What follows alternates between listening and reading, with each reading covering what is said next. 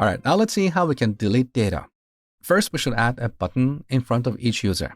So here we add a button with two classes, btn and btn-outline-danger. Delete. Now look what happens when I save the changes. So save. Look, we get this extra piece of code to add a white space between the user and the button.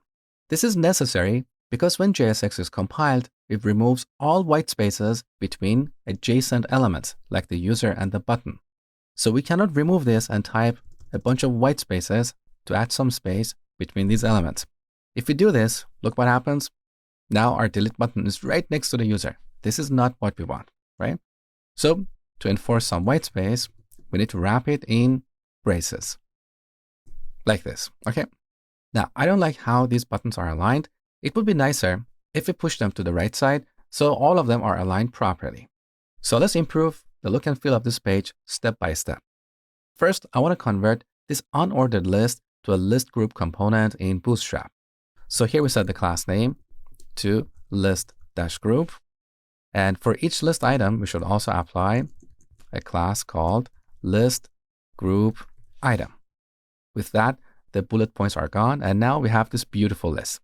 The next step is aligning the buttons on the right side.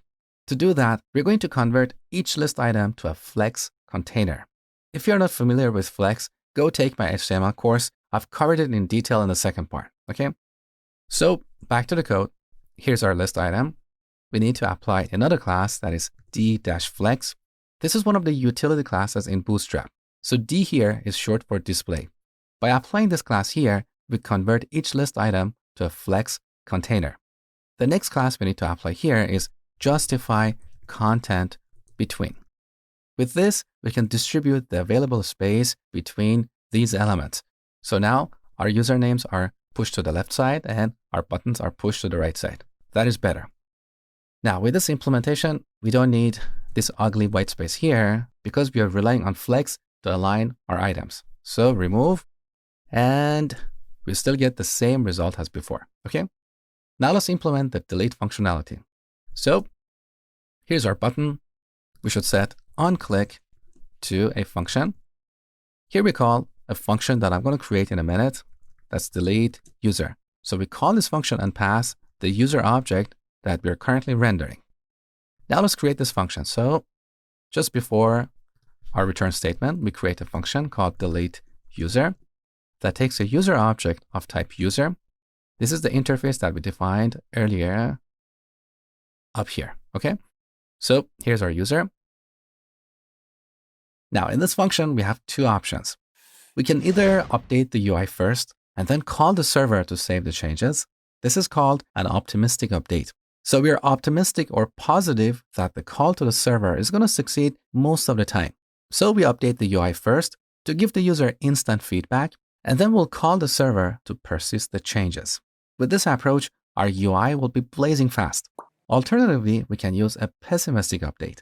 So we assume that the call to the server is going to fail, so first we call the server and wait for the result.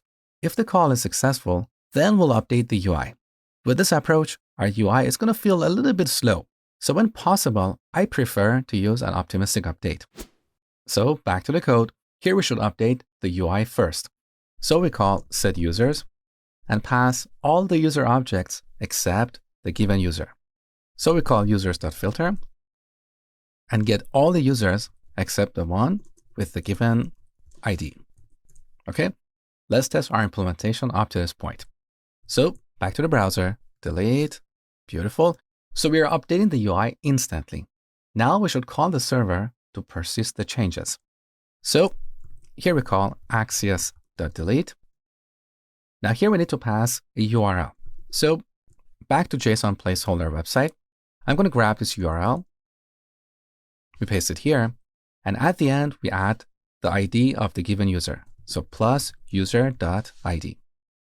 Now, just like before, this returns a promise, but in this case, there is nothing we want to do after the promise is resolved. So we don't want to call then. Instead, we just want to call the catch method to catch potential errors. So we catch an error. Now here we should set error to error.message. And also we should restore the UI back to the original state. So up here, we declare a constant called original users. And here we spread our users array.